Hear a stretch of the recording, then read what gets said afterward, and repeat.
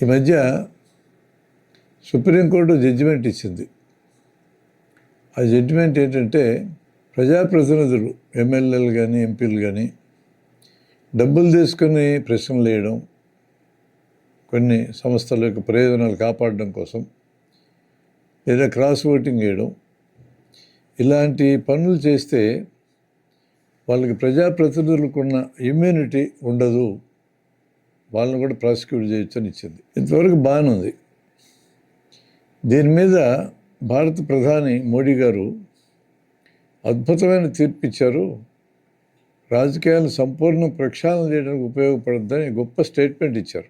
ఇది కూడా గొప్ప వాక్యమే, దీన్ని కూడా మనం కాదనకూడదు. కానీ వారు నాయకత్వం వహిస్తున్న ప్రభుత్వం ఈ రకమైన అద్భుతమైన ప్రజాస్వామిక విలువలకి ప్రాతినిధ్యం వహిస్తుందా లేదా అనేది ఒకసారి చూడాలి. 2017లో గోవాలో, మణిపూర్లో అసెంబ్లీ ఎన్నికల్లో కాంగ్రెస్కి ఎక్కువ సీట్లు వచ్చాయి, తక్కువ సీట్లు బీజేపీకి వచ్చాయి. కానీ 2 చోట్ల బీజేపీ వాళ్ళు మ్యానిపులేట్ చేసి అధికారంలోకి వచ్చారు. అప్పటికున్న సూత్రం ఏంటి? గవర్నర్ గారు ఇద్దరికీ అబ్సల్యూట్ మెజారిటీ రానప్పుడు ఏ పార్టీకి ఎక్కువ సీట్లు వస్తే వాళ్ళని గవర్నమెంట్ ఫామ్ చేయమని పిలవాలి. ఆ లెక్కన కాంగ్రెస్ పార్టీని 2 చోట్ల పిలవాలి. అట్లా జరగల. కాంగ్రెస్ పార్టీ మెజారిటీ సీట్లు వచ్చినా సరే వాళ్ళు గవర్నమెంట్కి రానియకుండా బీజేపీ వారు మ్యానిపులేట్ చేసి ఎక్కువ సీట్లు సంపాదించుకుంటూ వాళ్ళని పిలిచారు. అంటే గవర్నర్ల వ్యవస్థని దుర్వినియోగం చేసినట్టే కదా. ఇది అద్భుతమైన ప్రజాస్వామ్య విలువేగా. మహారాష్ట్ర ఘటనలు చూస్తున్నాం. శివసేనని 2 ముక్కలు చేయడం, శరద్ పవార్ గారి పార్టీ 2 ముక్కలు చేయడం, బ్రేక్అవే గ్రూప్స్తో గవర్నమెంట్ ఫామ్ చేయడం, ఇటువంటి అవినీతికరమైన పనైనా చేసి రాష్ట్రాలను పట్టుకోవాలి. ఇంక వేరే సమస్య ఏం లేదు. మరి ఇది ప్రజాస్వామ్య విరుద్ధమా, అనుకూలమా? ఈ మధ్య ఒకే ఒక రాజ్యసభ మెంబర్ని హిమాచల్ నుంచి నింపాలి. కాంగ్రెస్కి క్లియర్ మెజారిటీ ఉంది.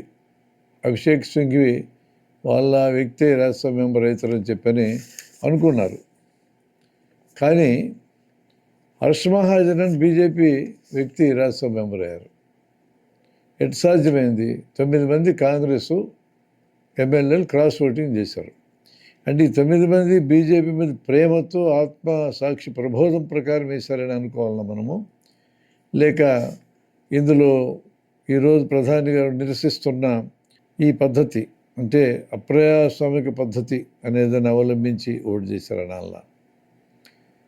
అపోజిషన్ పార్టీలు ఉన్న చోట, ప్రాంతీయ పార్టీలు ఉన్న చోట ఎన్ని రకాల మ్యానిపులేషన్స్తో వాళ్ళ చేతుల్లో అధికారం తొలగిస్తున్నారు. బీహారే మనకు పెద్ద ఎగ్జాంపుల్. నితీష్ కుమార్ వాళ్ళతో లేకుండా ఒకసారి, వాళ్ళతో ఉండి ఒకసారి, మళ్ళీ వాళ్ళతో లేకుండా, మళ్ళీ వాళ్ళతో కలిసి ఎటువంటి అనైతికమైన పొత్తులకు కూడా ఏమాత్రం వెనకాడకుండా సిద్ధపడటం అనేది ఏ రకమైన ప్రజాస్వామ్య విలువ కింద వస్తుంది. 6 కేసుల్లో బీజేపీ పార్టీకి అనుకూలమైన తీర్పు ఇచ్చిన ఒక సుప్రీంకోర్టు జస్టిస్కి రిటైర్ అయిన మరుక్షణమే రాజ్యసభ మెంబర్షిప్ ఎట్లొస్తుంది? అట్లా కొంతమంది చీఫ్ జస్టిసులకి ఒక ప్రయోజనకరమైన పోస్టుల్లోకి ఎలా వెళ్తారు? ఇదంతా నైతికపరమైన విషయం అందామా? అపోజిషన్ పార్టీలో ఉన్నప్పుడు సిబిఐ కానీ, ఎన్ఫోర్స్మెంట్ డైరెక్టరేట్ కానీ, ఇన్కమ్ ట్యాక్స్ కానీ ఇవన్నీ వేట కుక్కల్లా మీద దూకినటువంటి సందర్భం ఉన్నది. వాళ్ళు పార్టీ మారి బీజేపీలో జారగానే సైలెంట్.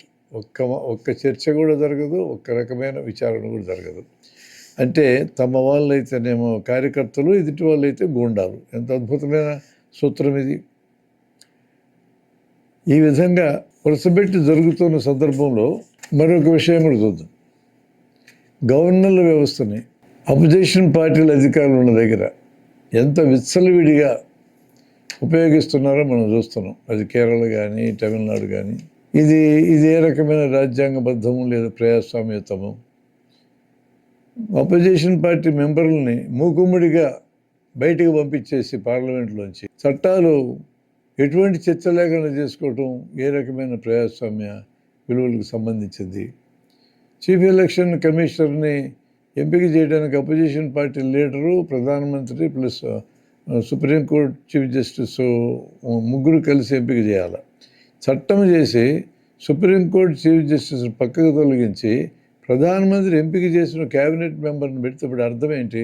ప్రభుత్వానికి 2 ఓట్లు ఉంటాయి, అపోజిషన్ పార్టీకి 1 ఓటు ఉంటుంది.